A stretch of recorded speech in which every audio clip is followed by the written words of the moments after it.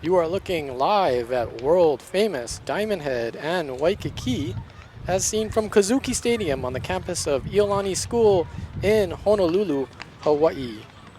Hello everybody, I'm John Tamanaha alongside Mike Among, and we're getting set for Interscholastic League of Honolulu Boys Varsity Division I Soccer.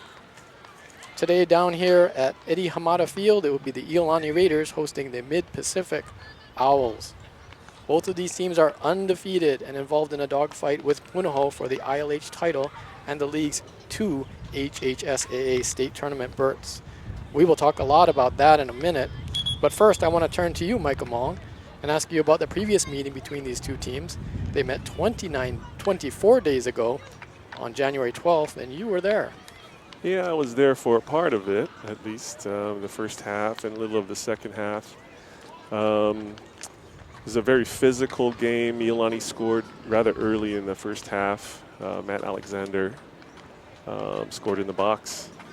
And then I had to come back here to Iolani to announce the Iolani Punahou boys basketball game. Yeah.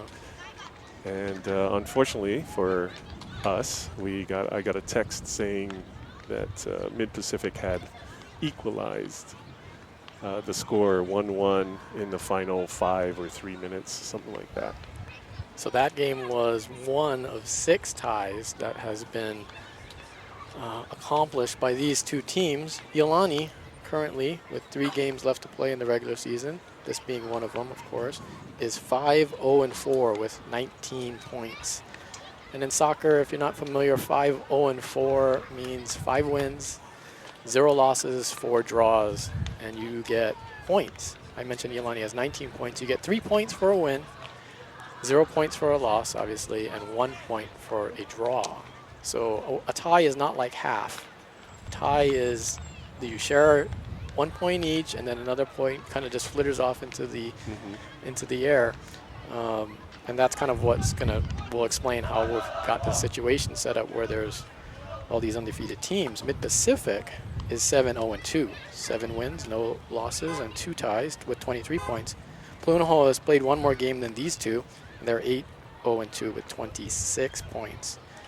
So it's kind of a chase to build up these points, and anything is possible to happen as far as the ILH championship and those state berths. And this game goes along, we'll kind of explain more and more about that. But what we do know is that the Raiders are not in control of their own destiny when it comes to the ILH championship, but they are in control of their own destiny for the state berth, but they do have to win this game. Well, they have to win all 3 of the remaining games to get the 9 points, as you were kind of talking about.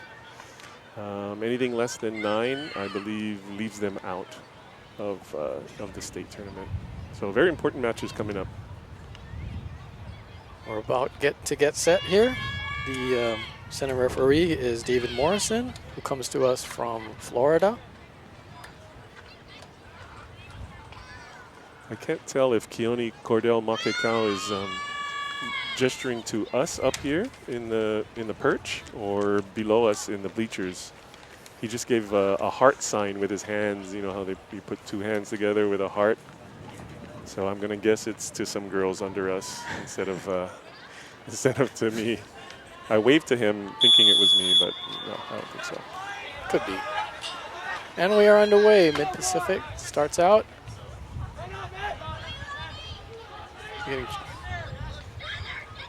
Get out to the far side. And trying to reach back to the keeper. He has to come out of his box to clear it. It's Brad Yamashita. Makekau providing some good pressure there.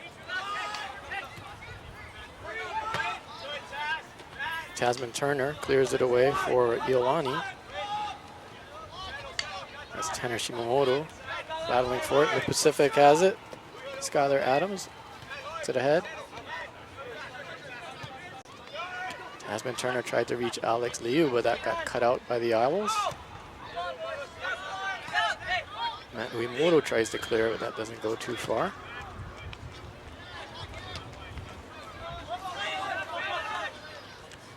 Tony Makekau knocks it ahead to Matt Alexander. Here come the Raiders. Pop it up. That's Matt Park with it. He'll cross it into the box. that doesn't reach on-rushing Tyler Ibisuya. It's knocked out of bounds. Yeah, they like to use Matt Park coming out of this right wing.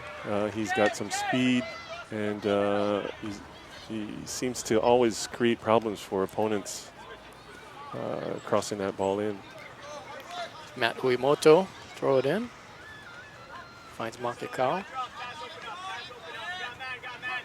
Uemoto to Park.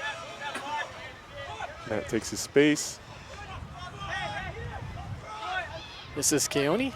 Gets into the box. Left footer. Dribbles wide. Yamashita with it.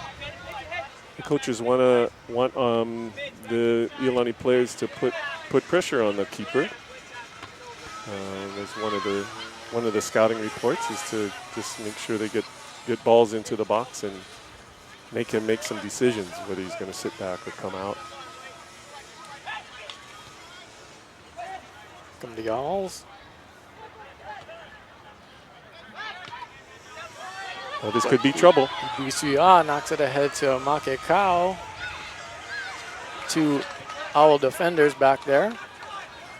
They're able to get it away from Keone and knock it out of bounds. Keone Makekau this week signed his letter of intent with the United States Naval Academy. He will play football for the midshipmen.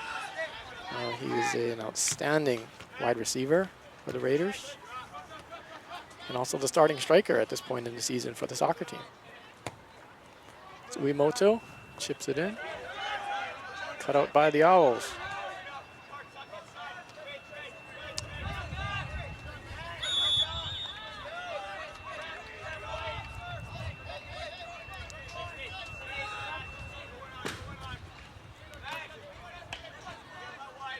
Matt Park, and it goes out of bounds onto the track here at Eddie Hamada Track and Field. And as you see from your vantage point, which is similar to ours, Mike and I are just a few yards to the right of where the counter position is. We are right above Eddie Hamada Field, looking straight down, which provides actually an interesting angle as to the movements of the players. Typically, you'd be watching from ground level or in Kazuki Stadium, which is quite a bit different angle, Mike. But from up here, we can really see the movement of the players and who's open. And that pass, Keone Makekau was open, and he had a free header, and it went right to the Mid-Pacific goalkeeper, Brad Yamashita. Great service in from Austin Mao out of his left back position. Keone got a head on it, but not enough sauce to threaten the keeper. Here come the Owls. They'll chip in their own shot into cross into the box. It'll go all the way to the other side and out of bounds. Important here for the Iolani players to communicate and mark up any Mid-Pacific offensive players. Tomita with the ball right now. Nice tackle. And now it's Uemoto for the Raiders. And Tomita takes him down or falls over him. Good sportsmanship by Matt and Tomita. Kohai Tomita, number 4, an 11th grader at Mid-Pacific. One of their better players. There's the Iolani number 4, Matt Alexander. But ball went over the line. The totality of the ball has to go over the whole of the line for it to be out of bounds, not like American football or things of that nature.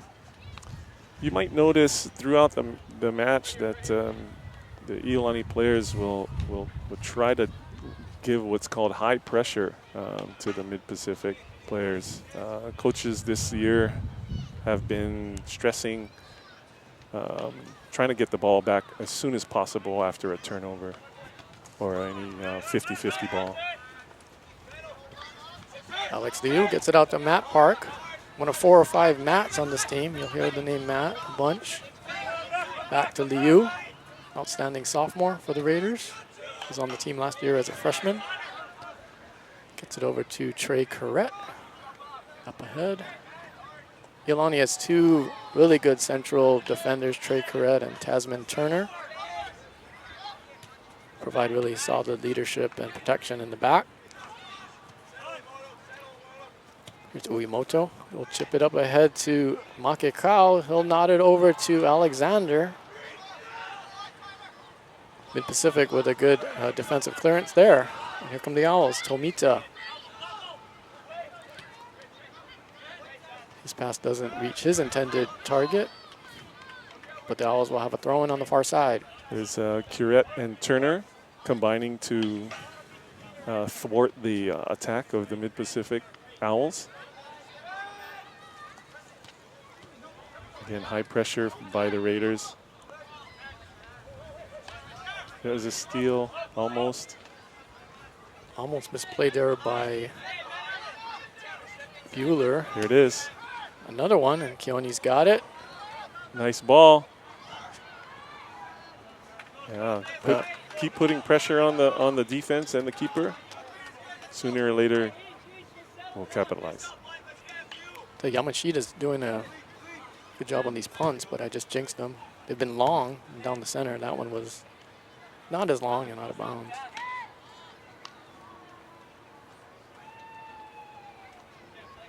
We've mentioned a bunch of the names already. I think one we didn't mention is Tanner Shimomoto, who's a holding midfielder along with Alex Liu in front of Corrette and Turner. Uemoto with the ball right now. He's the right back. Throw it into Park. Plays in the right wing. And Keone Cordell Makekawa's up top. And we swing over to the other side. Tyler Ibisuya, impressive player over on the left wing. And Matt Alexander is kind of at the top of that diamond that they play in the midfield. As Coach Chris Lee explained it to me, we play kind of a 4-2-3-1. Some people would look at it as like a 4-5-1 with a five-man midfield. And here comes a couple of those midfielders. And Mao, who's a left back.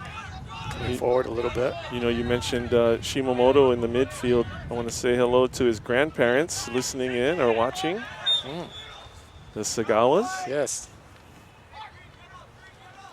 Unfortunately, couldn't be here in person today, but got it on a good source that they're at least two of our viewers today. It's one time when they're not on campus. They're usually here. Yes. Very involved family, Iolani family. Tanner, also the son of assistant coach Paul Shimomoto. And his wife, Carrie. Yes. That was my source. Tasman Turner. They call him Taz. Maybe we will too. Header out of bounds. Mid-pack will make a substitute. It's free substitution here in high school soccer, unlike if you watch the European game or World Cup type things where you only get 3 and you have to choose those wisely. The teams here will substitute liberally for fitness reasons and sometimes tactical. This is Keone Makekau. He's got Ibisuya with some space on the left. Yes. And there's a little pushing and shoving after the whistle. Keone lost out on the challenge there. Mr. Morrison will have a word, or 2 or 3.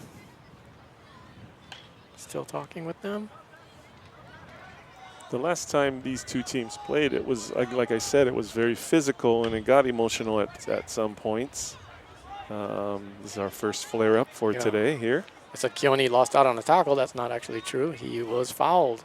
And Liu will take a free kick here just outside the box to the right of the Owl keeper, Brad Yamashita. Keone battling with Ichi. Ichi Manabe, yes, senior. Liu's kick goes into the wall. Owls clear it, but only as far as Austin Mao. He'll get it over to Uemoto. And now that's Liu, who pulls a lot of the strings for the Iolani Raiders in the midfield. Yeah, he's definitely a playmaker. We are now in the 11th minute here at Eddie Hamada Field. John Tamanaha and Mike Among here with you at the top of Kazuki Stadium. That ball went over to Holloway School. Yeah, many balls find their way over there. Usually we'll send some young person to climb a couple of fences. I spent some time. I went to Iolani School, but I spent some time on that playground out there that I'm looking at. You know why? What? 8-foot rims. Oh, That's why. very nice. Iolani with it. Deep in Owl territory. We got a throw in. To Ibisuya. Tyler also plays on the volleyball team. Mr. Among, with which you are going to be an assistant coach to our friend Sean Carney. Yes, that'll start up on Monday. I'm excited for the season to start. We should also mention that Mike Among, this is the third sport he has participated in an Iolani live webcast. Volleyball, girls volleyball. We did, along with Sean Carney providing a play-by-play, you did a couple Ankang tournament games and then a playoff game, Iolani versus Kamehameha, I believe. And then you've also done Iolani boys basketball. It's all been fun. It's all been fun. A lot of Again, fun. here, Thank you for joining us. It's we wish we could compensate you with more than just bentos, but maybe in the future. Tasman Turner needed to be good on that defensive challenge, and he was. This is Corrette ahead to Matt Alexander. Nice little flick by Matt Alexander. Almost got into the box. Mid-Pacific puts another one over into Holloway Elementary. We are entering the 14th minute here. 0-0. 0-0 is often said in soccer. Yeah, Iolani seems to be possessing the ball a lot more and actually getting a few more chances than Mid-Pacific at this point in the match. We see Ichi Manabe having to make some plays here on the back line for the Owls. Again, that a part of that is a result of their strategy to pressure high on the field, which means close, on the Mid-Pacific side. High pressure, make the Owls turn away from their own goal, going backwards. If they're going backwards, they're not going forward. So that's a Here they go. That was Giuliano good strategy.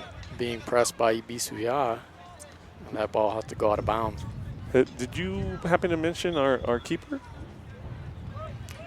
No, I didn't mention Diebold? David Diebold. So yeah, David. Has David touched the ball yet? I don't think he has.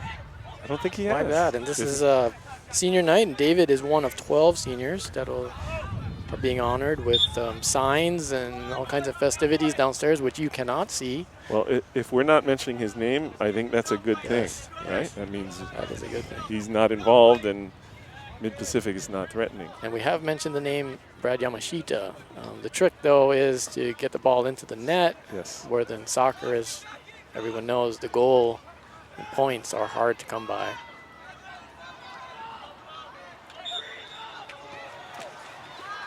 Alex, Liu was fouled almost at that same spot where Keone Makikawa was fouled, and we'll have another kick. We remember the last time it went straight into the wall. We'll see if there's another idea or same type of attempt. most teams will have at least a handful of set plays when off a free kick like this. This one, Keone is also taking a position in the wall, which some Owls are finding some objection to, perhaps. That's the biggest wall I've seen in a while. There's how many in there? They had 6 in there at one point. Not including Keone. Sorry. Excuse me. Liu, that was on target and saved by Yamashita. Over the wall and inside of the post. But that was the keeper had that covered. Coach, you know a little bit about goalkeeper positioning, I would imagine. Your son Koa is on this team, backup goalkeeper to David Diebold. I have to come become honest here and say I never played organized soccer, but through some coaching over the past 10 years or so, and learning from others who know more than me, I think I've got a basic understanding of it. Yeah. I think it's a lot about decision making and when to come out of your box, when to stay back. Mostly, I believe it's communicating with your defenders. Yeah, organizing all those guys in front of you. Conceding a goal, and if one of these teams concedes a goal, you will see it is it's a drastic change in the contest. Yes. So organizing those guys in front of you, preparing that defensive shape is of prime importance. The Pacific with it here. We spent most of the time on the other side. See what the Owls can do here. I should mention that the Owls are playing without their starting striker, Tyler Allen, who picked up 2 yellow cards in the previous game and is not eligible to participate here today. Yeah, he's a very potent offensive weapon. I'm certain that the Owls are missing him right now at this point. You know, that was a point of emphasis in yesterday's practice or this whole week, because you know, a tendency might be to relax, thinking, hey, they're missing their main striker, and we got this game in the bag. In soccer, definitely that would be a mistake. Replacing Allen for the Owls is Peyton Boyd, Jr. He's up top at striker. This is Ibi Suya in a little patch of shade there. You'll see Ebisia and Liu, 2 of the tinier guys on our team, with excellent foot skills.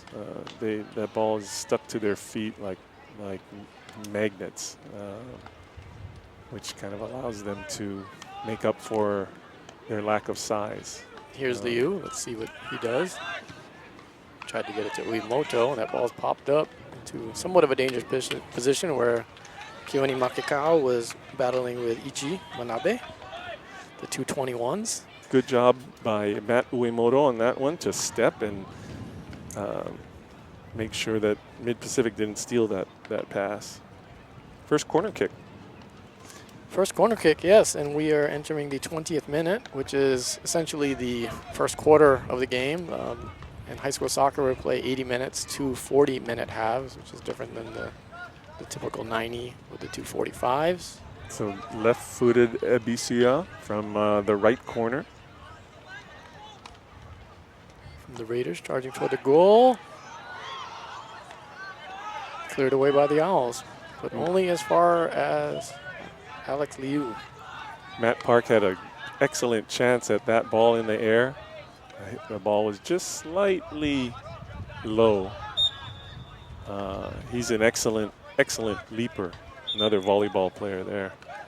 You and I were here, I think about a week ago, watched the Pac-5 game, and Iolani, they got their head to a lot of crosses and nice service balls, crosses, and came up with, I think, 5 goals in that game. One was a penalty kick, but I think the other 4 were well crafted. Yes, they've been trying to work on their finishing and making sure they get that ball in the back of the goal.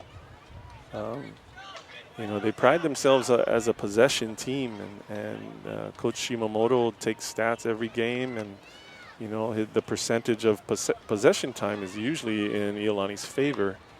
However, you know, like you said earlier, possession doesn't necessarily translate into goals. Here's Boyd. He chips it away and into the hands of David Diebold. Boyd is another dangerous player. Very crafty with his feet.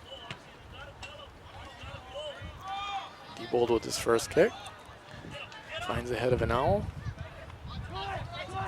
And settles with Tomita. He's got it again. Chip it ahead. And found by Trey Curett. Trey's brother Avery. also plays for the Raiders, and we'll probably see some time up top when Makekau goes to the bench for a rest. Mid-Pacific looks like as if they're playing a 4-3-3 formation with 3 attackers. They like to put a lot of pressure on defenses.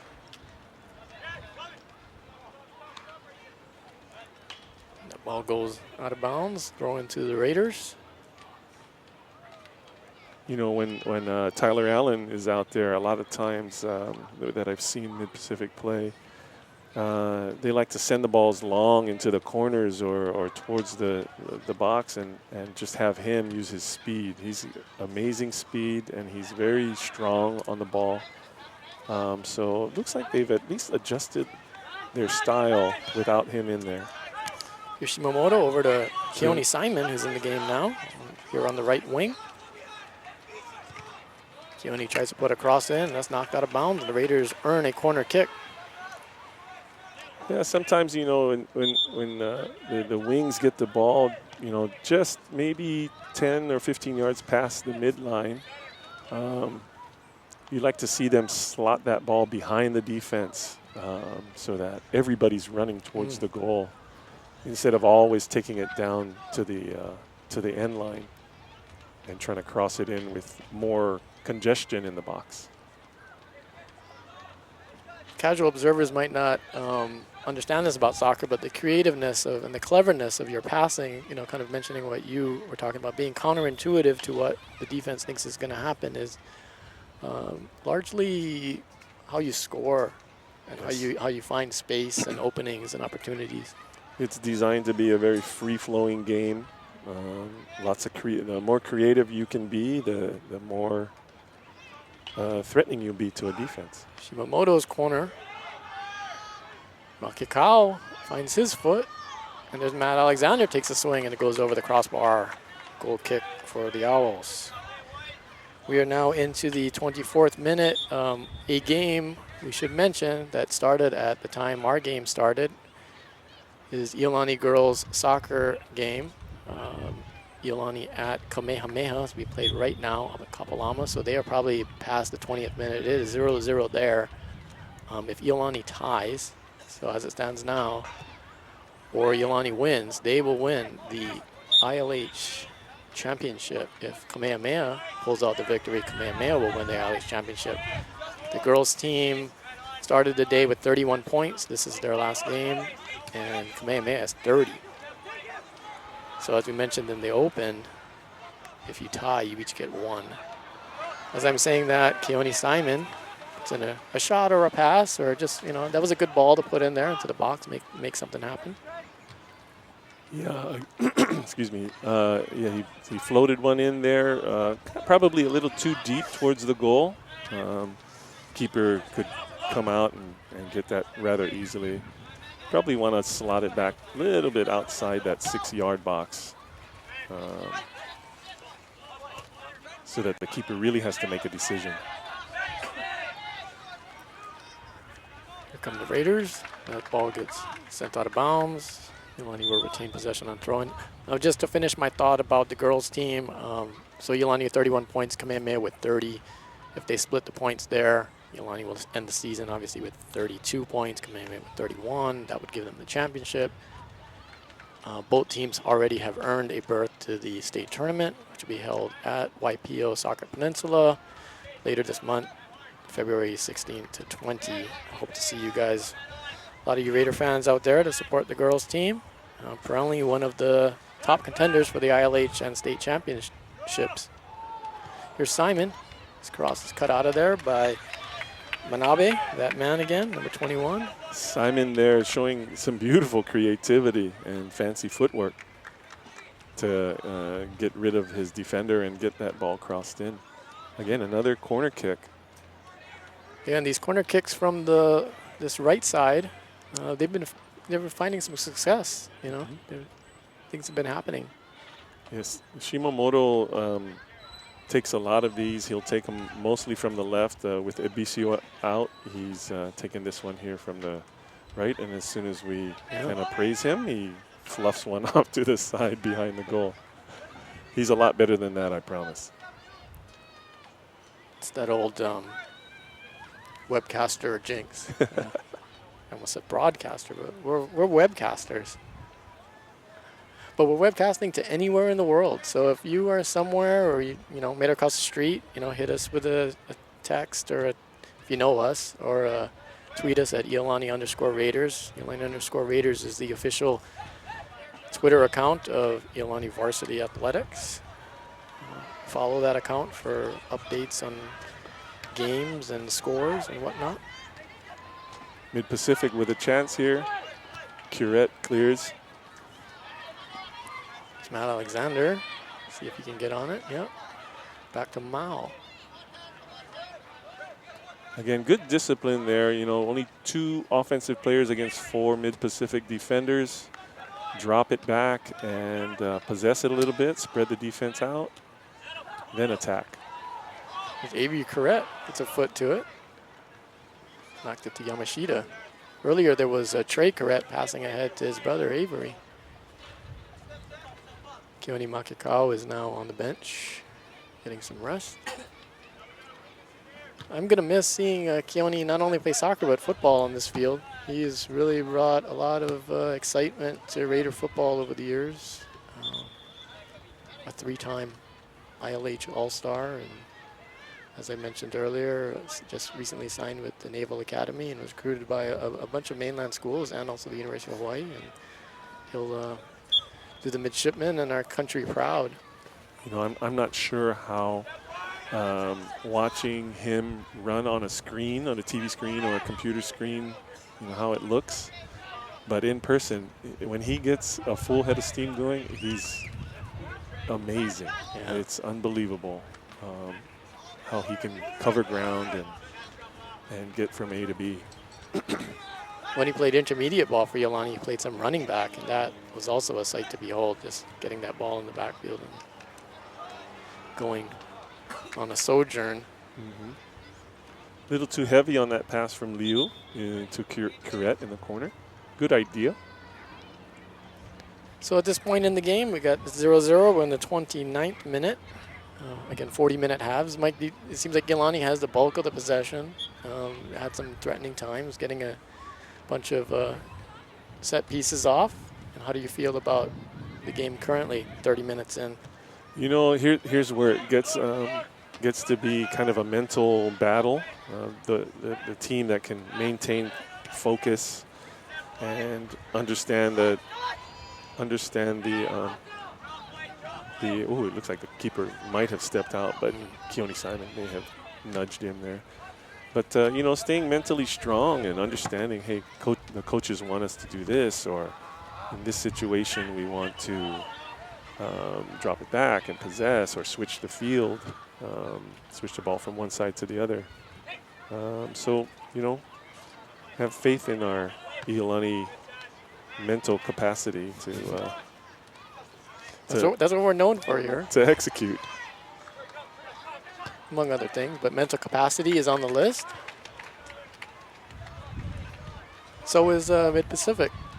Fine institution just right up the road, University Avenue, just past the University of Hawaii. The Owls. Yeah, their basketball team is, made some noise moving up to the Division I, as is this team moving up from Division II. Multiple state champ in the past 10 years, I think, in the Division II level. Most recently, I think 2 years ago, Owls won the Division II state championship. This looks like a good chance here. Knocked it out to Park, who's switched sides. He got a little heavy touch and found his way to Yamashita. Here come the Owls. Tomita to a threatening position. Switches it over to Davis, Justin Davis, but he can't keep it in bounds. Mid-Pacific, they have some dangerous players. Like I said, the mental part of it, Iolani cannot relax just because most of the possession has been in our half of the field. They have to continue to communicate, mark up the Mid-Pacific players, understand what they're trying to do, don't get caught sleeping. You've seen a great many soccer game, and sometimes there's a game where you have total control, bulk of the possession, if not all of the possession, and then something happens, and all of a sudden you're down 1-0. All it takes is a funny bounce and somebody bumping into somebody else, and the complexion of the game would just change. Alex Liu just chopped down. Earns a free kick. A number 11 there. We don't have a number 11 on our roster. Yeah, we weren't given a number 11. I do remember him from the last time these two teams played.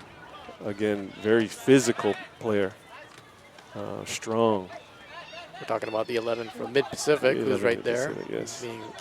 We know Iolani's 11 is Matt Uemoto, and he's in that marking area with our mystery man. Here come the Raiders. Center referee calls advantage. Choosing not to call the foul. There's Park on the left side now, battling with it. He's got control. I think it's poked away. Yeah. And knocked out of bounds once again. Explain the advantage call by the referee, Mike. That's I think a really good thing in soccer where. Yeah, there's just because a foul occurs, it doesn't mean the referee will blow his whistle, because sometimes the offensive player who was fouled still has possession of the ball and is on an attack. And his teams would have the advantage, and yes, to blow the whistle would be to take away their advantage. Correct. Keone Simon putting in another cross, no one on the end of that besides the Owl keeper. Here comes Tomita with it. Yeah, dangerous. They got their 3 strikers or the 3 attackers, and they counter-attack there off of the... Boyd is up there. He spins away from Turner. But as Tanner Shimamoto, I think, that's his job as a holding midfielder, to see that threat, and he put out the fire. Great job by Tanner.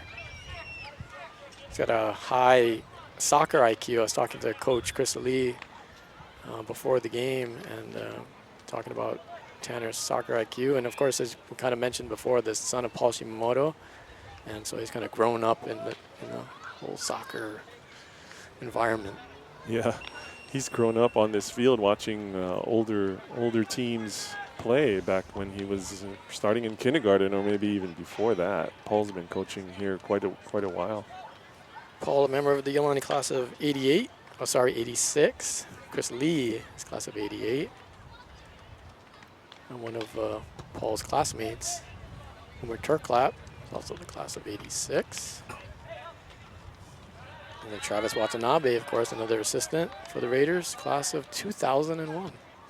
Don't forget the youngster. Nick Gu, yes, a recent graduate. He's not here today, but yes, Nick Gu is a assistant coach for these Raiders. Nick was an outstanding player, very dynamic. Head coach of the Owls is Jason Abe. You know, Coach Abe knows what he's doing because of their past success and their easy transition into the D1 level. Just really impressive what he's done with the program. We are now in the 35th minute. 0-0, Mid-Pacific and Iolani here. Must-win game for the Iolani Raiders. We want to stay in contention for both a ILH championship and a berth into the HHSAA state tournament.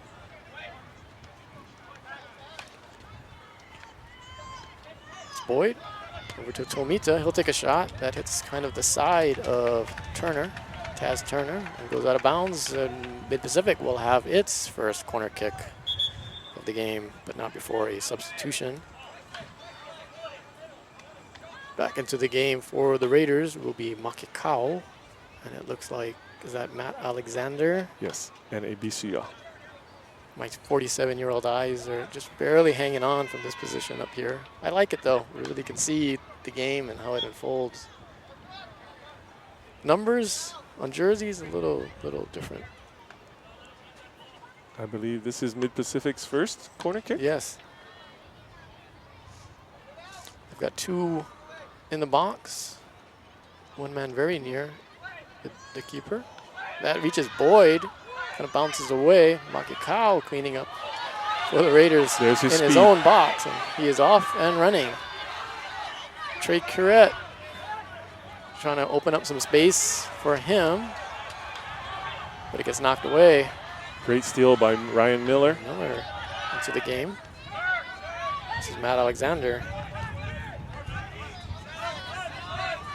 And Matt Uemoto forging forward. Thought he was going to leave it for Keone Simon. But Keone will have to throw in. Keone up ahead to Curette. Trey Curette. Alexander switches over to the left. Austin Mao. Matt Alexander's another one of those players with shifty feet and magnets on his cleats. That ball sticks to his feet very well. Matt Alexander, one of 12 seniors here playing their last game on Eddie Hamada Field. They will be recognized and given many gifts following this game. Win, lose, or draw.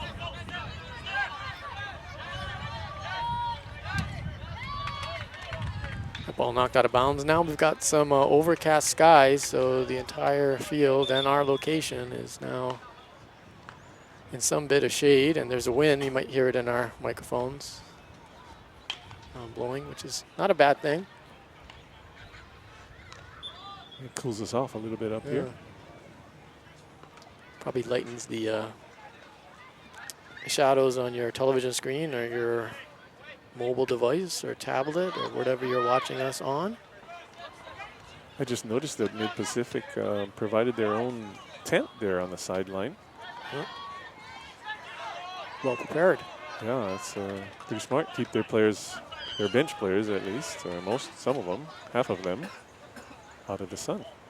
39th minute, so we've got a minute or 2 left to go. In soccer, there's no clock being shown. The scoreboard here at Eddie Hamada Field is on, awaiting a goal or goals. But the time is kept by the official. If you go and watch some of the boys and hopefully girls games at YPO Soccer Peninsula, they will have a scoreboard clock. With cross, and it finds the goal. The net. Iolani scores. Are we going to give that to Makikau? Because it kind of dropped on a bounce. I believe Matt Park got at least a little bit of his foot on the ball, and it took an awkward bounce in front of the keeper and up and over his head.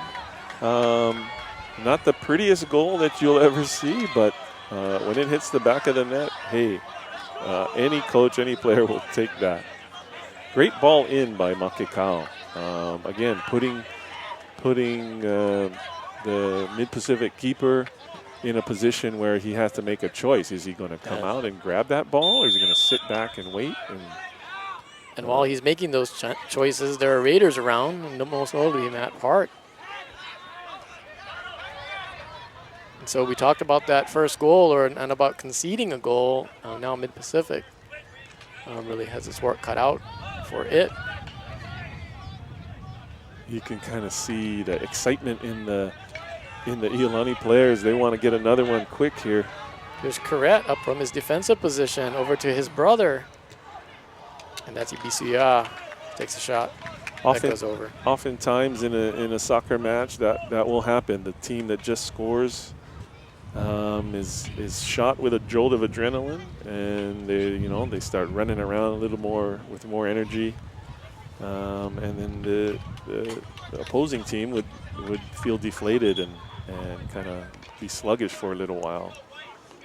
We are now into extra time as the Owls get set for a goal kick here. They make some substitutions. Our man number 11 is in. Some of the steam on Yamashita's goal kick seems to have gone. Makikau with another chance. In a similar spot. but that gets cut out by the Mid-Pacific defense. Raiders still have it, and it's back to Makikau. Slips it ahead to EBCR. There's the high pressure. Uh-oh. Raiders will push back a little bit to that pressure. See if Miyamoto can get it before it goes out of bounds. He does. Nice tackle by Matt. Battling right below us. There goes Boyd for the Owls. As halftime is called. So the Raiders come up with a goal. Matt Park from Keone Makikau, and they are up 1-0. That goal is probably in about the 39th minute, I would say. And it's an interesting time to score a goal, because I don't know that goals you just want to score them whenever. They're so precious, but to score a goal right before halftime and your guys come to the bench, you know, as we see the Raiders huddling up toward the top of the screen, feeling good. And on the other side, at Mid-Pacific, you've conceded a goal. Now there's more pressure. It just kind of changes your mindset. It's doubly deflating in that final minute of the half for Mid-Pacific. They, talking about the mental part of the game, the coaches now have to turn into psychologists here and pump them up and try to get them to focus on just playing and not worry so much about the score and not playing tight. Just kind of go back to what had brought them success earlier in the season. Mike, kind of explain to us, we did this with Coach Shimamoto at the girls game that we did last week. In this, you can see the team out there huddling. In basketball, and you kind of go behind closed doors, and we ask them, what happens? What happens with the team? I mean, you let them talk amongst themselves. You talk, what's kind of the mechanics of what happens? We can see the mechanics out here right now, but kind of go over a little bit about what's being said. Well, like I said, on the Mid-Pacific side, you would think, they're going to start by saying something about, hey, forget about that one. We just got to come back stronger, right? And, on the Iolani side, I would guess that they're talking tactical. I can see Coach Chris making some gestures. And as our camera pans back over, Coach Chris, talking about maybe staying wider on offense and spreading the defense out, or making more attacking runs through the middle or something like that. He's got to be fairly pleased. I mean, Iolani has had some scoring opportunities. They've manufactured some. They've been given a couple, but put a lot of nice passes together in their own third and got heads to balls and took shots and got that goal. Put the ball into a dangerous position. Yeah, he's been here a while. Do you know how many years he's been here? I know it's been a while, and he's built. We talked about the Mid-Pacific coach building a great program.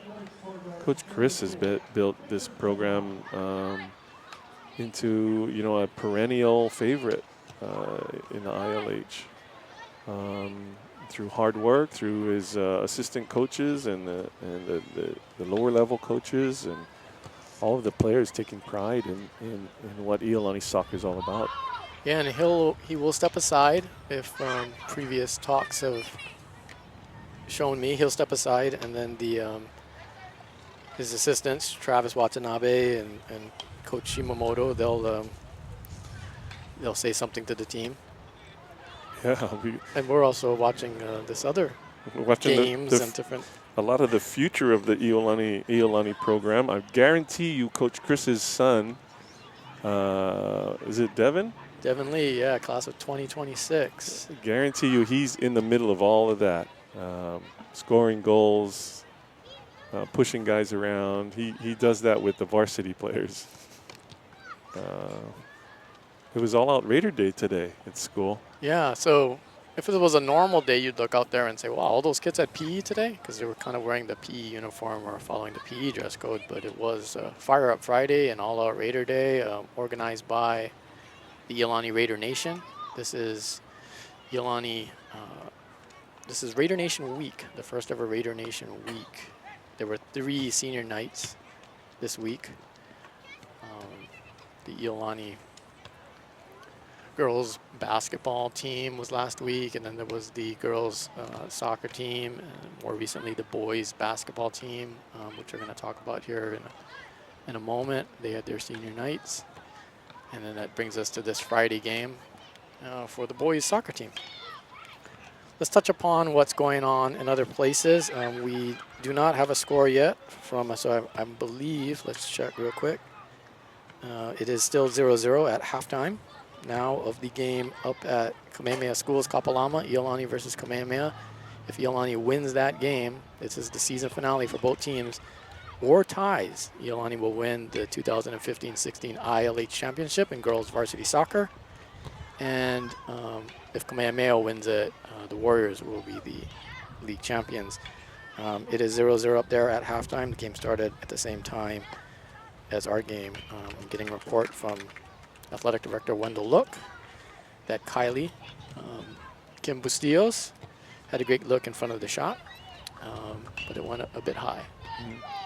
So we know, at least in that instance, that the Raiders have threatened the goal. In other Raider athletic news, last night was a big night in ILH boys varsity basketball circles. Our own Iolani Raiders defeated the Marinol Spartans, your alma mater, Yeah. but 52-42. Thanks for pointing that out. Well, I just, that's, you're a know, star there. I mean, you have your jerseys probably hanging in TC Ching gym. I mean, I didn't need to tell people you went to school there and was a star athlete in two sports. It's okay to have love for two schools, right? Yes. Okay. I have love for many schools, love for all schools. Iolani defeated Marinol to go 6-4 in the first round of the double round robin. They call it the first round. And then later on that night, a game started at McCabe Gym. About 75 minutes later, it was Punahou defeating St. Louis. St. Louis came into the night as the undisputed leader in boys varsity ILH basketball. And when the night ended, no less than 4 teams were tied for first place at 6-4. That tie will be played out with a 4-team tournament. So that was determined today. They drew some cards at about 1 p.m. The result meaning Iolani will face Punahou at Kamehameha tomorrow night at 5 o'clock. That game will be followed by Kamehameha hosting St. Louis at 6:30. The two winners of those games will play at a site to be determined on Monday. The winner of that game will have earned one of those precious berths into the state tournament. Then following that determination, there is another tournament, which is kind of the second round, but it is a tournament. It's a 6-team tournament that involves all the Division I teams. The seeding for that tournament will be determined by this tournament, frankly, which is it's usually determined by the regular season, but now it's determined by this tournament. Aside from those other 2 teams that did not qualify. And the winner of that, if it's not the team that wins this tournament on Monday night, then there'll be another playoff game for the overall ILH championship. Obviously, if the same team wins both tournaments, that team will be the ILH champion and presumably the number 1 seed or have the ILH's seeded berth in the upcoming state tournament. But just to reiterate, that was a lot of talking. Tomorrow evening at Kamehameha, Iolani versus Punahou, 5 o'clock. And then that game will be followed by St. Louis Kamehameha at 6:30. Very exciting times. I call it February madness here in the ILH. It's going to be very exciting. Yeah, I can't remember in the past. How long have I been out of high school? 30 years? 40? A couple years longer than me, I'm happy to say. A 4-way tie for anything. It's just amazing. Let's just go over the numbers there. So there are 6 teams in the league, and you play everybody twice, so you play 5 games. 4 of the 6 teams have a record of 6-4. The math, I'm not a good math guy. You know, we're both kind of English guys. You're an Yes. English teacher, and I'm a English major, but the math on that is highly unlikely. Yeah, we got to get some of our math guys to do some probability maybe. I got Dave Masanaga typing out an email here. As the second half gets set to unfold here, Raiders leading it 1-0. John Tamanaha, along with Michael Long here, high above Kozuki Stadium. Thank you for joining us. Yeah, I'd like to send a shout out to my good friend Terrence Lau listening in. He texted me there. If you remember, or if you watched one of the other webcasts, I forget which one, he also texted me and said I was doing a decent job. So thank you, Terrence. And also Kimmy Frith, geography history teacher here at school. Oh, that's got to be a foul. Kimmy Frith texted me.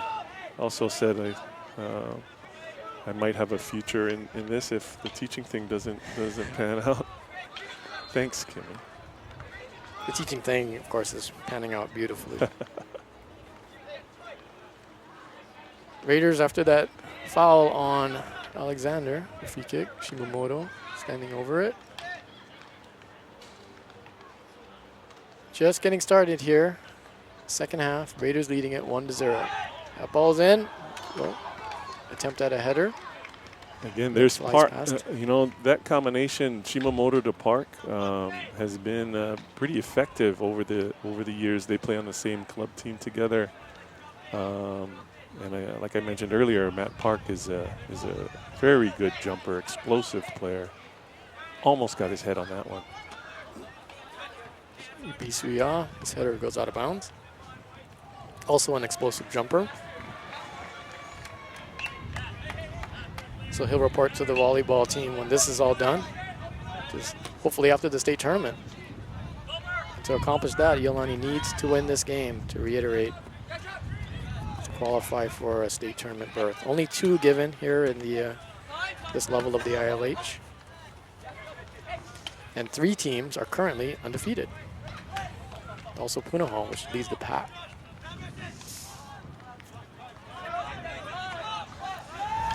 Austin Mao with it here on the near side. Tries to connect with Makikao. It's cut off. It's Taz Turner.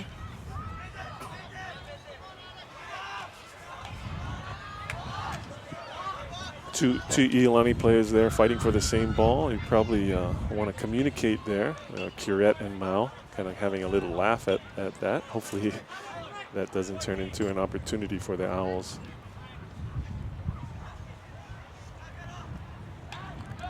Throw-in finds Bueller. He's got it again inside the box. It's cleared, but not very far. And the Owls will have a throw-in. Terrific hustle by Matt Uemoto.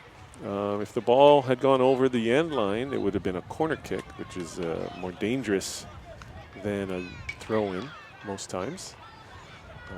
But Uemoto hustled over and made the ball go over the touch line, the sideline.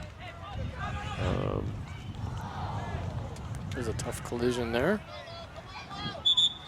And Mao with his own teammate colliding. Great hustle. Hope he's okay. Kind of favoring his right ankle.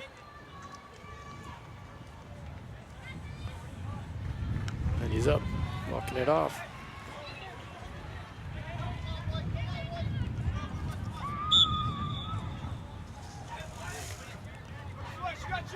Owls with it. Smalar.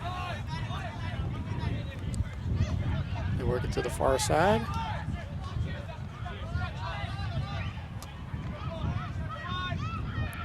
Try to get it ahead, but Taz Turner is there. Yeah, it seems like to begin this half, Mid-Pacific has the edge with the possession at this point. Maybe a little more sense of urgency on their part. You see any difference in the way they're lining up? I was just trying to figure that out. I still like to have the 4-3-3 maybe, or 4-4-2. Kakao blocks it with his back. It goes over to Matt Alexander. He gets it ahead to Tyler Ibisuya. He's trying to find Makikao. He gets his head to it, and that's Alex Liu with a shot. It's batted away by Yamashita. Alex Liu had the whole goal in front of him, and he's holding his head. He's beside himself. He went right to the keeper, but really a bunch of threatening moves there by the Raiders. First, Makikao with his head. Quick counter by the Raiders. As soon as I was saying that Mid-Pacific had the edge, the Raiders might have heard me and said, oh yeah, and there they went. Keep talking. The team that scores the next goal here is really, that's going to really say a lot about what happens in this game. Corner. Looked like, is that Ibizia tried to cross in front of the keeper? Ibizia, amazing chance there. Here's Correct. Great flick by Shimamoto. Ibizia up ahead to Makikao. He gets it before Yamashita, but not before it goes out of bounds.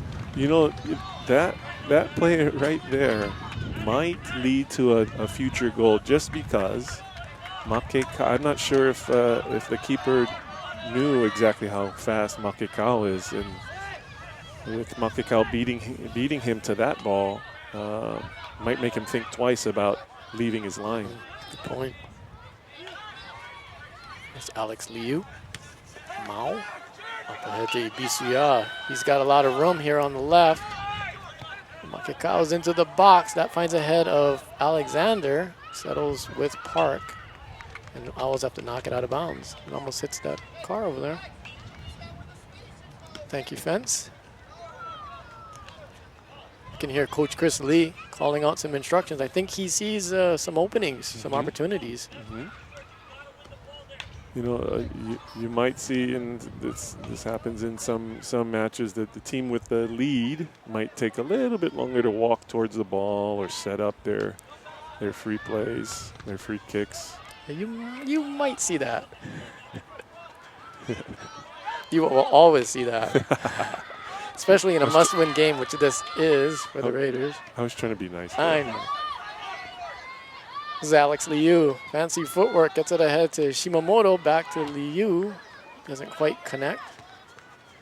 And here come the Owls. This is Boyd. Gets it over to the other side. Now the Owls have some room.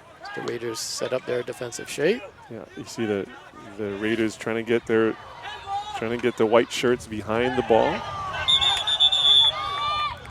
The challenge down here near us. Let's see. With Giuliano and Ibisuya. Raiders take the kick quickly. Try to find Makikao.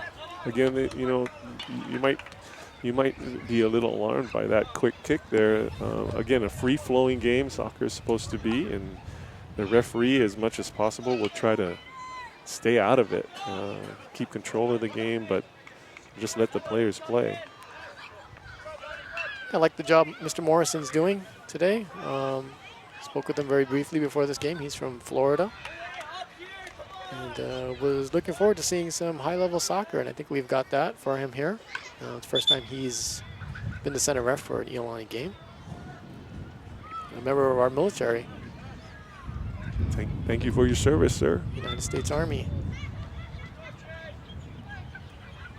And here is Makikao, who will be in the United States, who will attend the United States Naval Academy this fall. Gets it into Ibisuya. He tries to turn. He's got Makikao available. Gives it to Keone. He'll put in a cross. That's cut off by Yamashita nicely, as Matt Alexander was threatening in the box. Be careful here. Good long punt. Taz Turner tried to get it to Uemoto. And here come the Owls. Let's see how they can put it together. A scoring opportunity here. We are in the 50th minute. We will play 80. 30 minutes to go. Iolani leading it 1-0. Matt Alexander ahead to Ibisuya. take his opponent on one-on-one. It's a cross in. That'll go out of bounds. Yeah, that time he probably could have turned his hips a little more, trying to get that hip around so that the leg would naturally come around and through the ball and keep the ball in play. Tough with a defender right on your other hip. Keone Simon into the game now on the far side. Things look to be getting a little more chippy here. And by that I mean physical and little extra pushes and shoves. Keone again, one of Keone Simon, one of 12 seniors. 2 Keones and 4 Mats on this team. Yeah. Both Keones are seniors, and some of the Mats.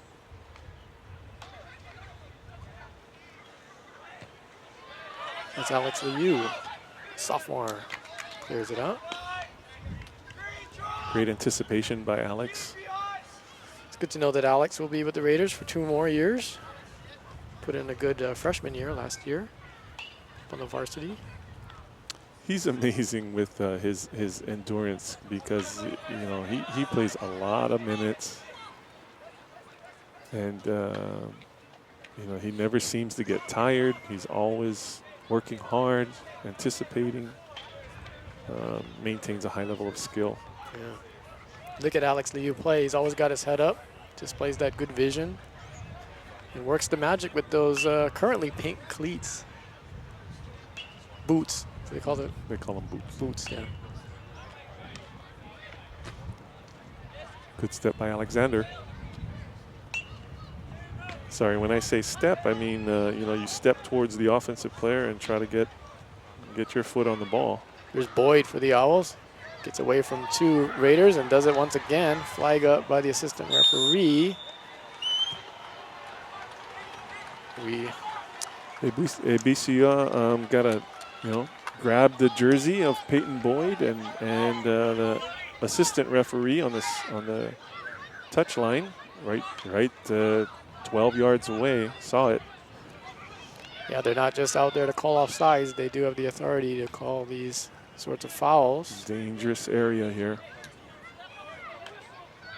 Here's our man 11. We got the roster from Mid-Pacific, but it's not.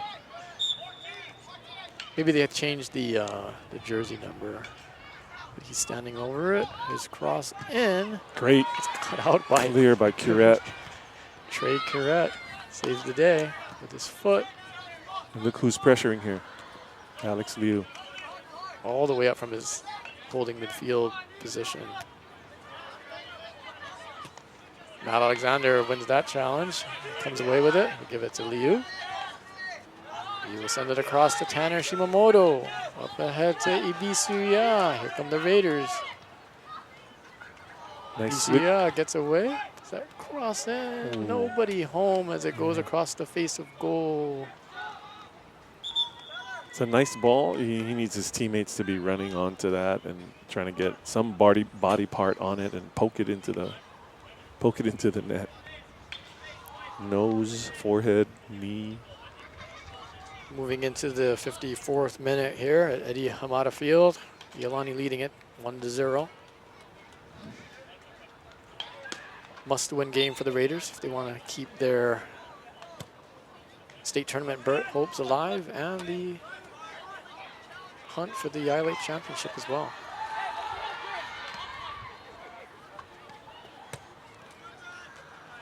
Yamashida's kick.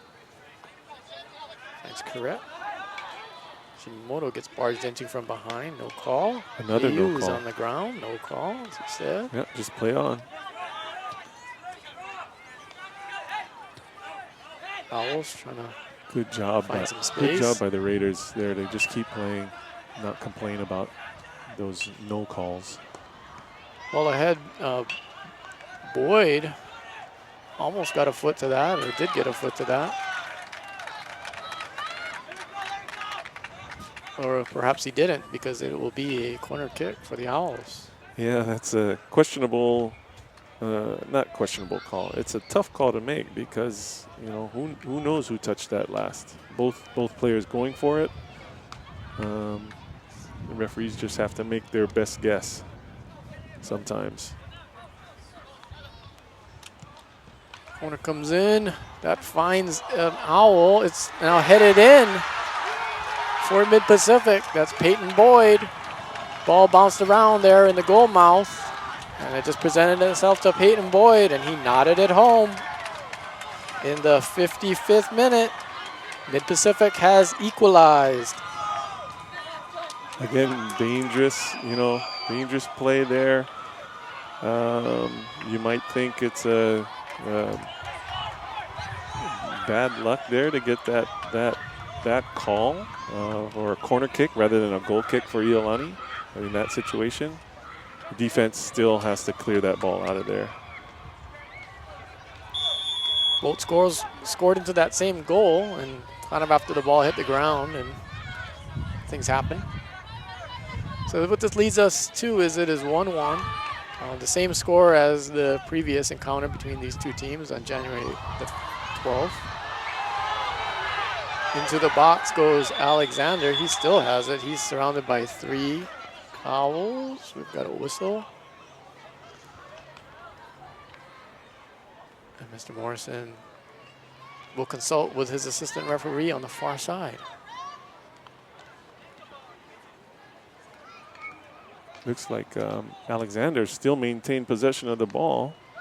Until that very moment when Yamashita pulled it back. I mean, he held it up for a long time.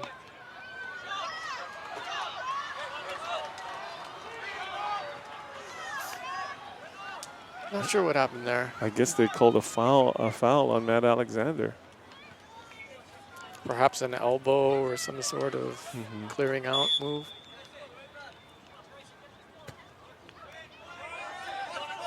That kick. Oh, beautiful. Not so great. Finds Park, and he nods it ahead to Makekau.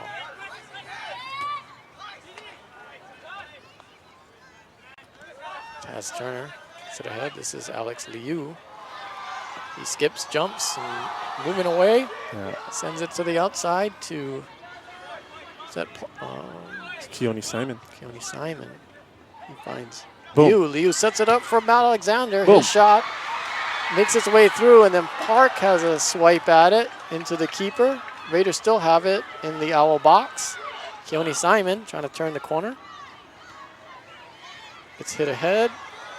And Alex Liu will send it back. Alex Liu set up Matt Alexander to really send a thunderbolt at the goal, but I think it got deflected on the way in. Great chances for the Raiders there.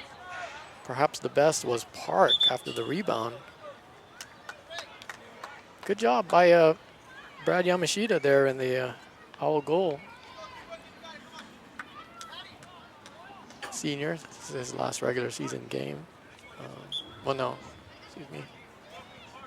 You know, there's the sub just in, Avery Curette in for Tana Shimamoto.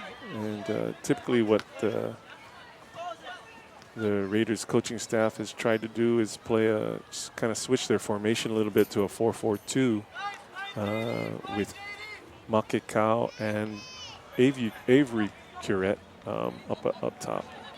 That was Trey Corrett kicking it back to Diebold. Dangerous. Some high stakes going on here as the Raiders play with it in their own end. And the Owls come away with it. That's Peyton Boyd. He'll knock it off a Raider and into the hands of Diebold. Diebold would be wise to kind of slow things down here a little bit. Punts it away. Avery Corrett tried to play it on a bounce. So we got Corrett and Makekau in the game at the same time. And Park on one wing and Keone Simon on the other. Got a good mixture of speed and skill for the Raiders. There's Peyton Boyd with it, cut toward the middle. Steps away from Liu, still got it. Takes a shot at Diebold and it goes in. Peyton Boyd, his second goal of the game in the 60th minute. Mid-Pacific now leads 2-1. You know, great composure by Peyton Boyd. He probably took that shot from about 30 feet, 30 yards, looked up. Nobody stepped up to pressure him. And he slotted that ball in the upper right corner. Yeah, Diebold saw it all the way and took a couple steps and flew to his left, but he could do nothing about that one. Perfectly placed. Give credit to Peyton Boyd.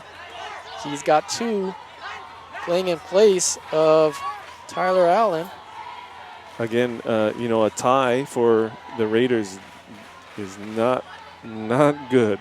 They need 2 more goals while holding Mid-Pacific to none, no more, and time's running out. If you weren't with us when we opened the game, soccer standings are on a point system. You get 3 for a win and only 1 for a tie, 0 for a loss, obviously. And the Raiders need 3 points here. It's all about points. They've got 19. Mid-Pacific has 23. Punahou has 26. Punahou's played 1 extra game. But when you look at the numbers, the Raiders do need the 3 here. To accomplish that, they would need to come up with 2 more goals. We are in the 61st minute, which means we are about 20 minutes more to play here. High schools play to 80-minute total, 2 40-minute halves. Going to need to see a real sense of urgency here on the Raiders' part. They might have to take some chances that they normally wouldn't take.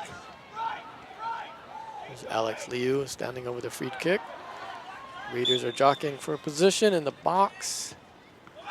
Chips it ahead. You could almost, or maybe I found the head of Matt Park, but it goes wide left. He was close to it again. Raiders need to come up with some goals. We're going to see the high pressure here, I'm sure. Try to take the ball away from Mid-Pacific down on that end. On the flip side, you'll see Mid-Pacific probably do a lot of clearing deep and far and wide as much as they can to let the clock tick more and more. Out of bounds. Anywhere will do for the Owls at this point. Again, we are in the 62nd minute now. Park. Header in the positive direction to Avery Corrette. And now this is Keone Simon. Along the right. Cuts inside. Trying a crowd there. Puts in a shot, that's deflected. Here's Corrette. Forging forward, as he sometimes does. He's gonna have to do that more often. Yeah. Trey Corrette, central defender. There goes the ball. Over to the Hawaii playground. softball complex. You might see the Mid-Pacific coaches periodically sending more substitutes to the line just to kind of take more seconds off with a 2-1 lead.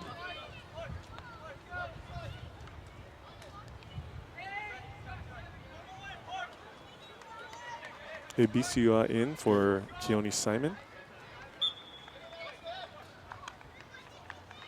Thrown in, Liu has it. Tried to get it back to Corrette, Avery Corrette. It's intercepted by the Owls. Corrette putting in a challenge there. Owl goes to the ground and we've got a whistle. Mr. Morrison is coming over to give his verdict.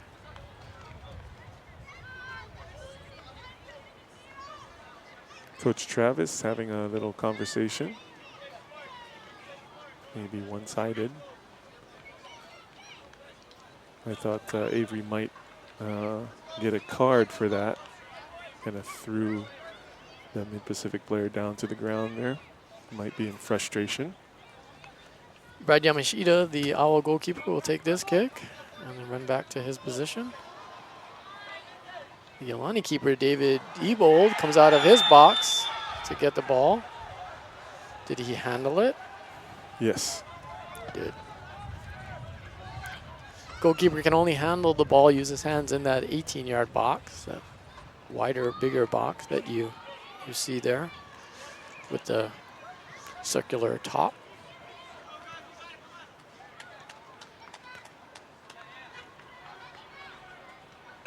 The Owls will stand over a kick here. Again, ultra focus needed here to clear the ball out.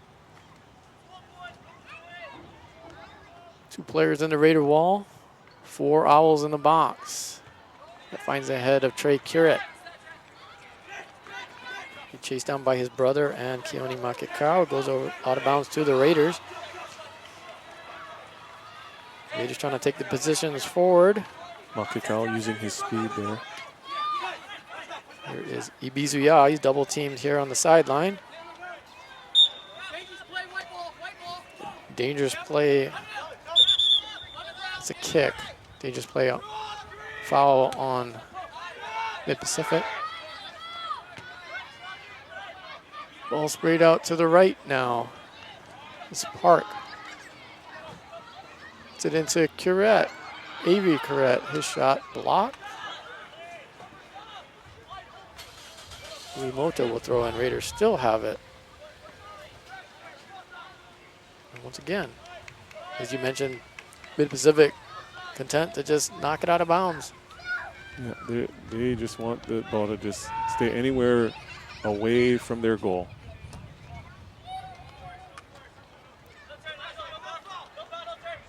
To that point, 2 of the goals scored here today was because the ball was near the goal and kind of loose and asking to be put into the net. This is Matt Alexander up to Park. Park trying to find room. Knocks it out of bounds. Or the Owl knocked it out of bounds. Corner kick to Iolani. We are in the 67th minute. Iolani needs 2 goals to get the 3 points for the victory. They need one right here. That would give them ample time to get the second one. Plus that emotional boost. Cross comes in. Doesn't find a Raider head. Manabe getting rid of the ball very far.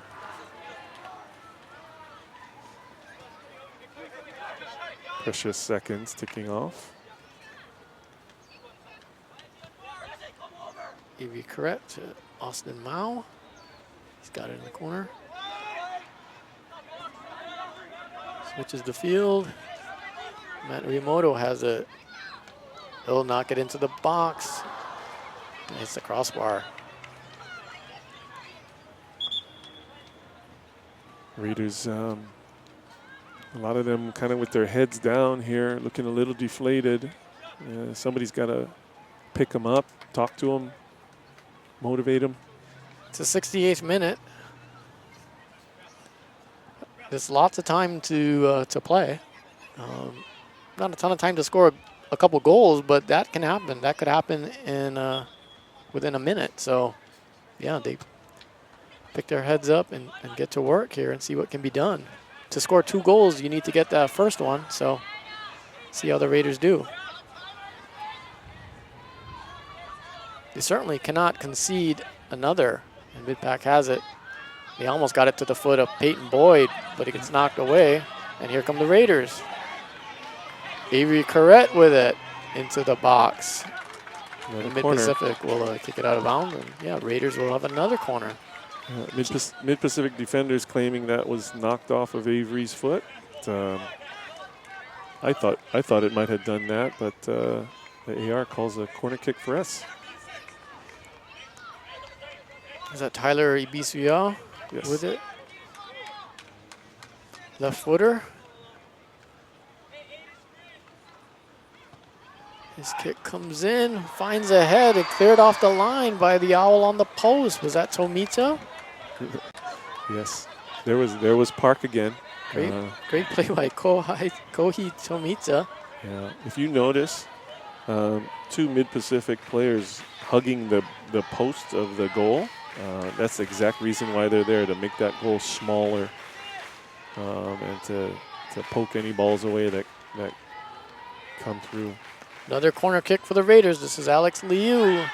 He puts the ball in, finds the foot of, eventually, is that Keone Simon? Yes. Turns.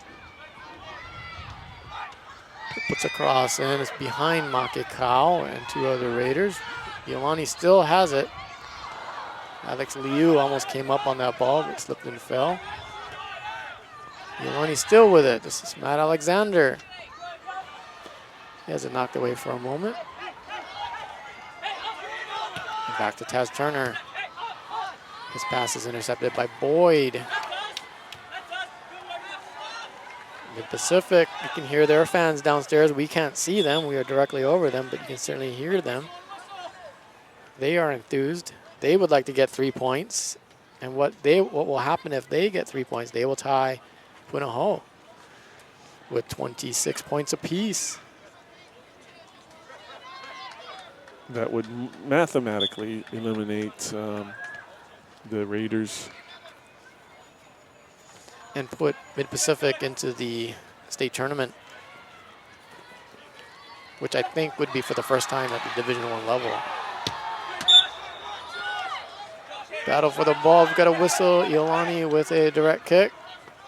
Now to Liu. Liu far side to Keone Simon. Gets away. Ball into the box. Almost got Makekau.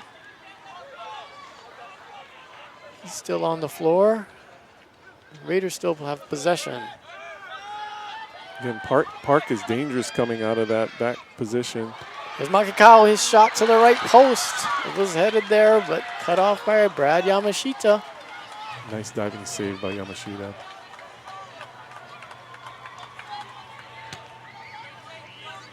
And his punt well past the midfield line to Taz Turner's head.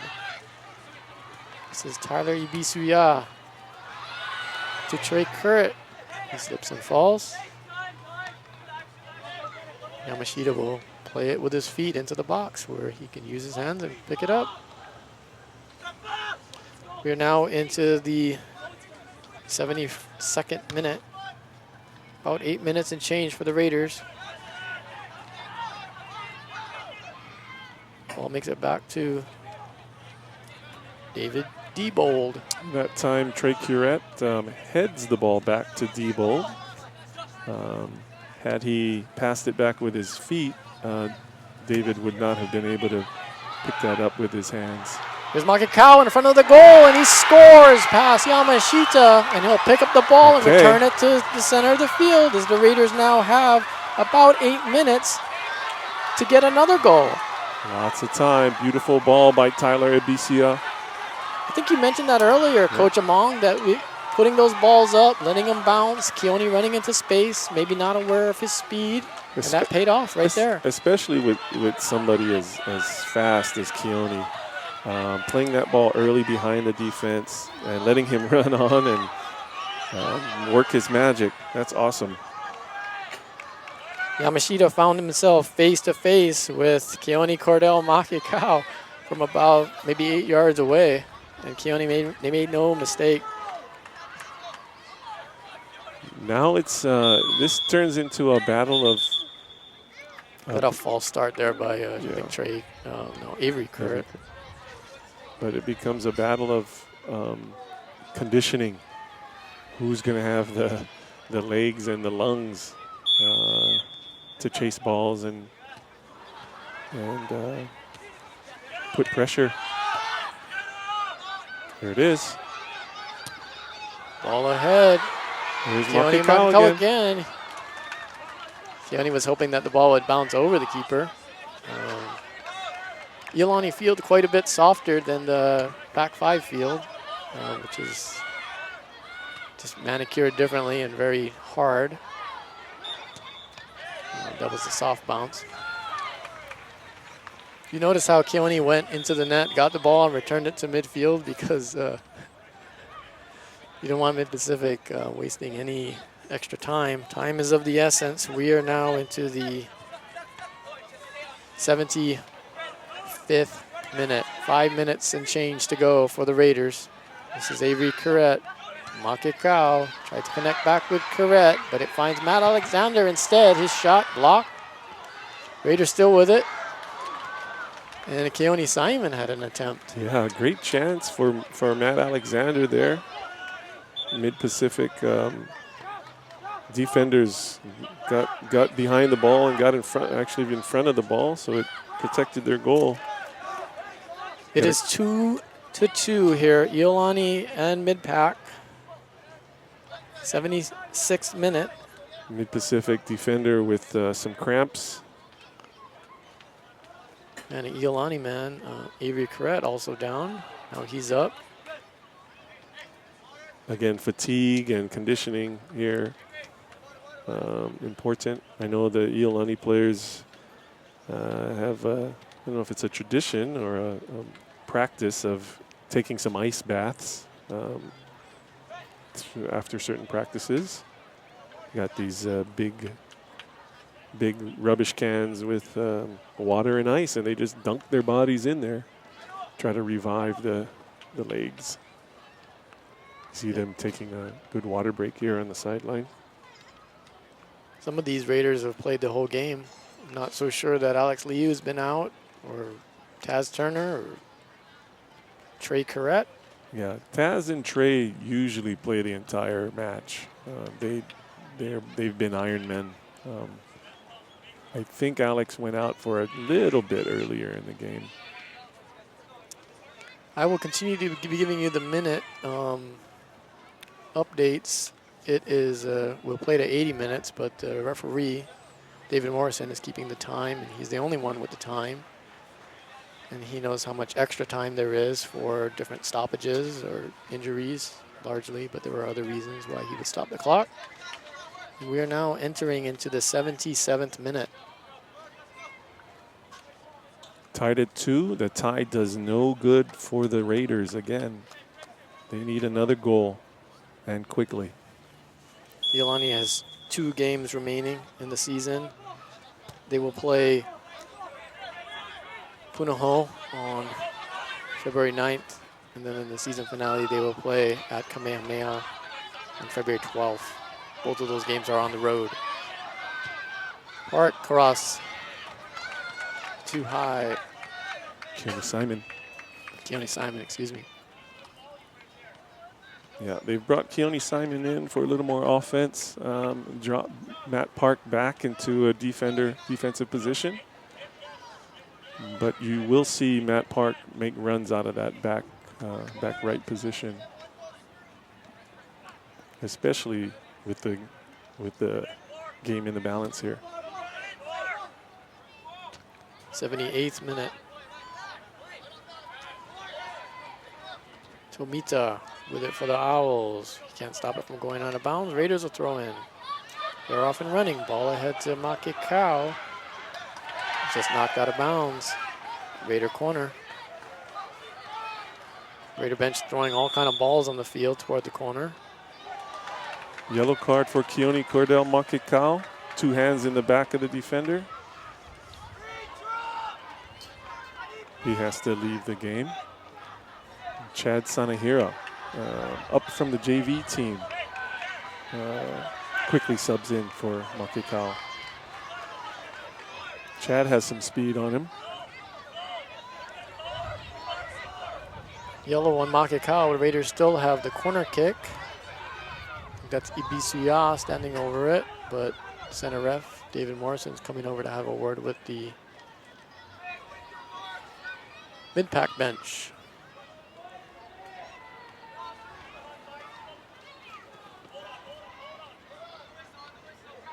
He might be telling both benches how much time he has on his watch. So Keone Makekau has to come out, but he has already stationed himself at the center line and will come in soon. Corner in, ball bouncing around.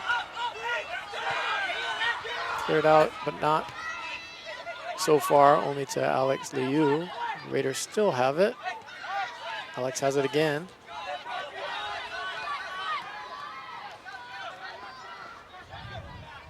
Bisuya with it. Finds Matt Alexander. Nice connection. Matt Alexander's away, and he scores into the corner. The left corner, Matt Alexander has scored. What a in the beautiful 80th goal. minute. Iolani leads it 3-2. What a beautiful goal. We are now into extra time. Matt Alexander's running in front of this crowd here at Kazuki Stadium. Must focus back on defense here. Really creative pass. We talked about creativity before in this game, and that was a nice slotted pass to Matt Alexander, put him face to face with the keeper. Outside of the box, and Matt touched it through and chased it in and slotted it home. Very beautiful. 8 minutes ago, we were talking about Iolani's heads were down.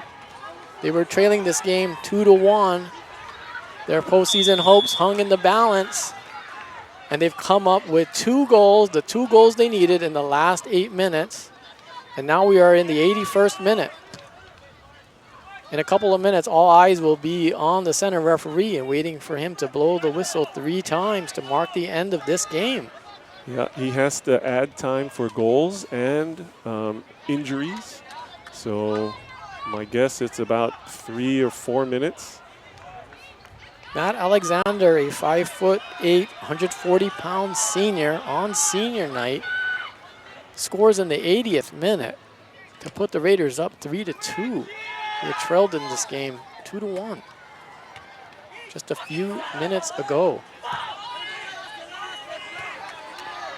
As I said, Iolani plays at Punahou and at Kamehameha, 2 tough opponents, but if they can get to the 3 whistles here and get the 3 points in this game, they'll have all kinds of momentum and positive feelings to take them into those last 2 games.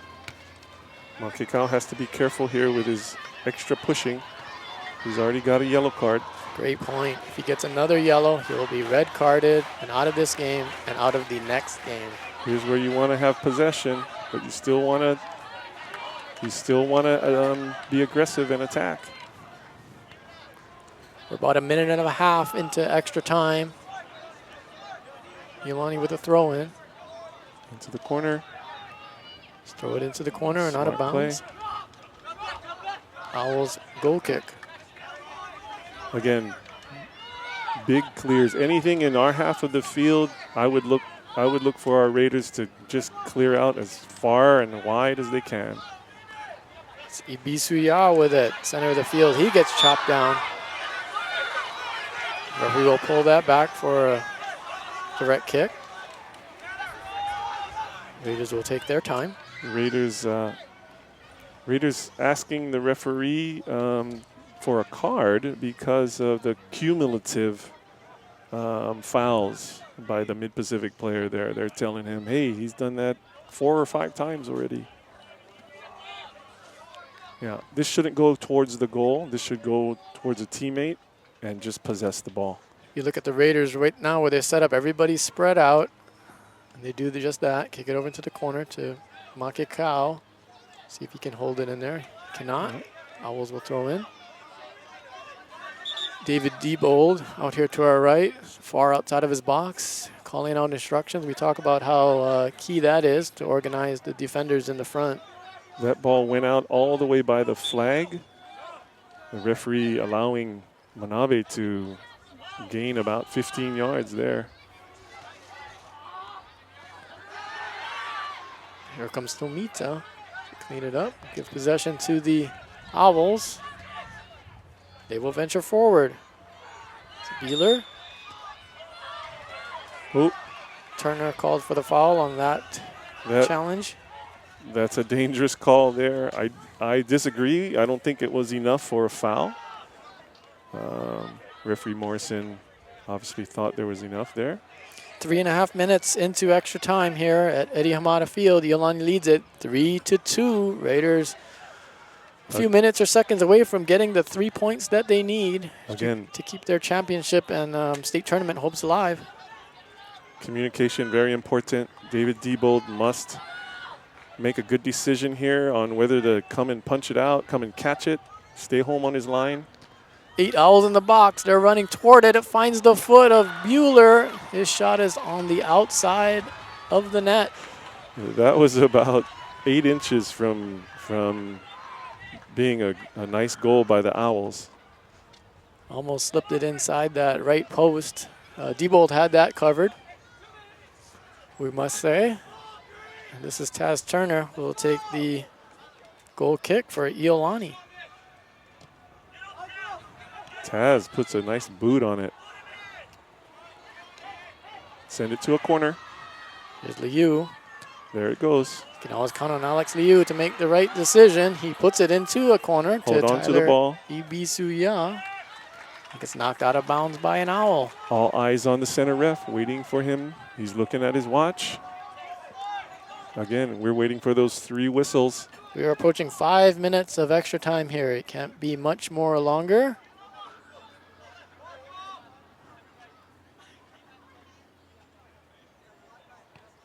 Raiders with the throw-in. Batted out of bounds again. But to the Owls. You know, Ibisia actually stole that ball away from his teammate, Alexander, there. I'm not sure why. Again, must be organized on defense. Must continue to give high pressure. Matt Alexander shoved to the turf. No fouls. Possess the ball. This is Keone Simon. He has it in the middle of the field. Usually out there on the wing. It's Alex Liu. He'll knock it forward to Ibisuya. Center referee is looking at his watch. That's probably a smart foul there. Nothing too physical. Iolani brought the ball into the field of play a bit.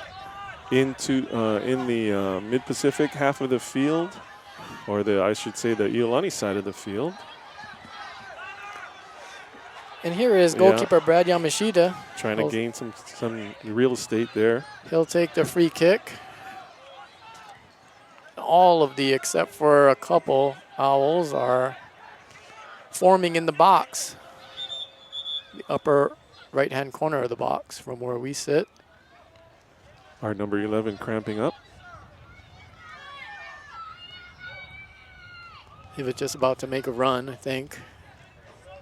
Not able to do that. He was substituted out.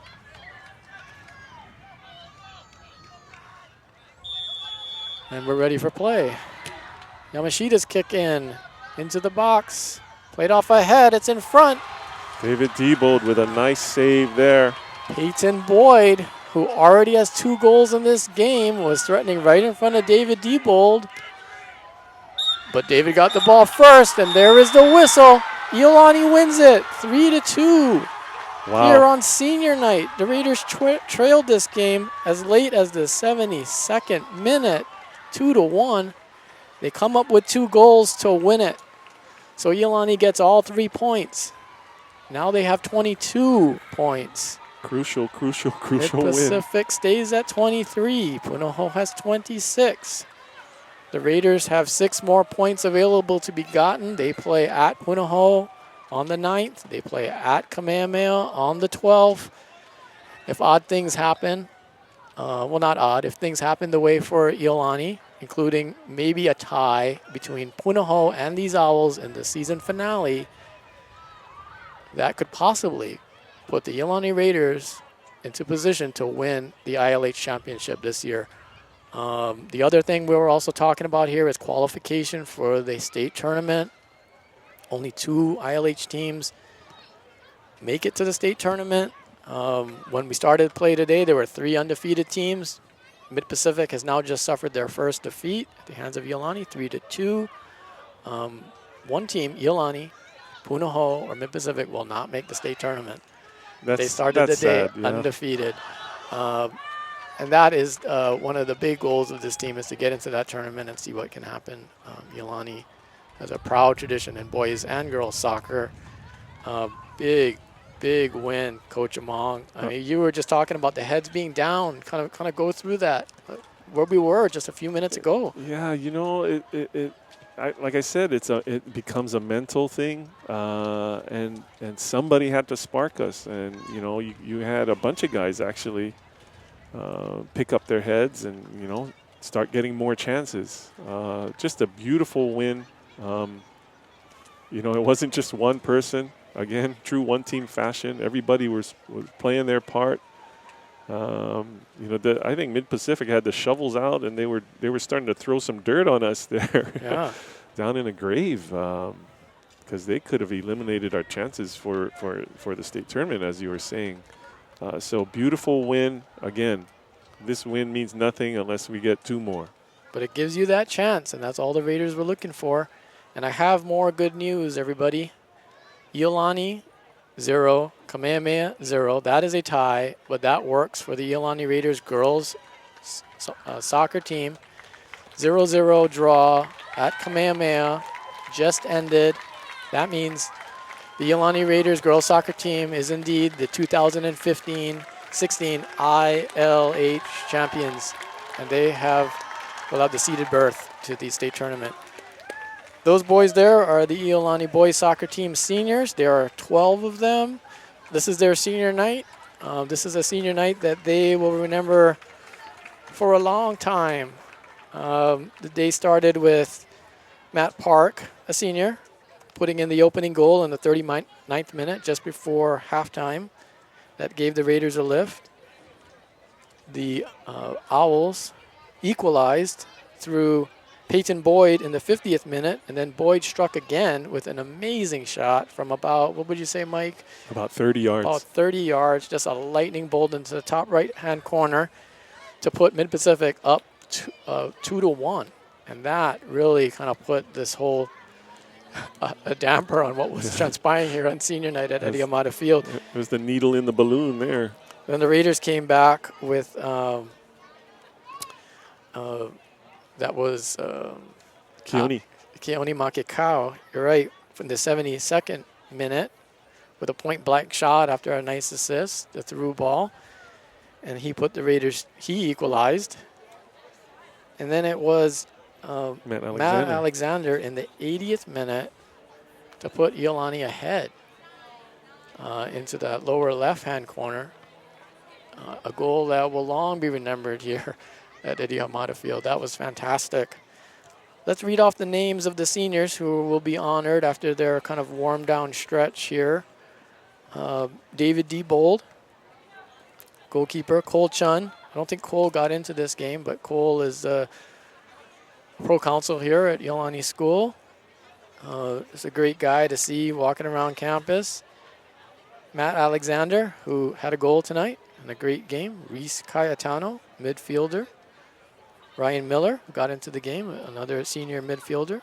Matt Park, who had the opening goal today. Keone Simon, who put in a few good shifts out there on the wing. Trey Curette, who is a rock solid in the back for the Raiders in central defense. Tai Uehara, midfielder, forward. Liam Blakesley, another fullback. Keone Cordell Makekau, who had a goal. And Austin Mao, who played a good game as well from his fullback position. Let's not forget our 3 managers there, Moya Kekaoha, Emily Sunada, and Tyra Kong. Absolutely. You might recognize their names from the girls volleyball team, who took 2nd in the state. Well, Mike, that was certainly eventful. It was a lot of fun to have you here, and we hope you Raider fans, wherever you are in the world watching this, really enjoyed that and stuck with the game. We'll see. I think tomorrow we might be starting getting some texts now from people who either followed through or didn't, either way. But on behalf of the students, faculty, staff, and administration of Iolani School, we would like to thank you, most importantly, for joining us tonight.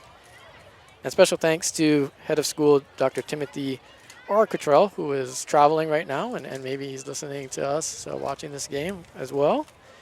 I want to thank him and his administration for supporting these live webcasts, Iolani Live. We've now done volleyball, water polo, basketball, and this was our first attempt at soccer from Eddie Hamada Field. Also, we'd like to recognize our hard-working Iolani Live crew. Our manager of media services, Dane Koihara. Without him, none of this would be possible. Assistant videographer Mitch Viernes, he was handling the camera today. He's our newest member of the Media Services Department. And of course our boss, Director of Communications, Kathy Lee Chong, who oversees us all. Today, Mike, is Kathy's birthday. Get out of here. And she spent part of it with us. She traveled back from the mainland to be here. Happy birthday, Kathy. Happy birthday. 29. Absolutely. And so for all of them, and my tag team partner, Mr. Michael Among, this is John Tamanaha saying good night, everybody. Go Raiders.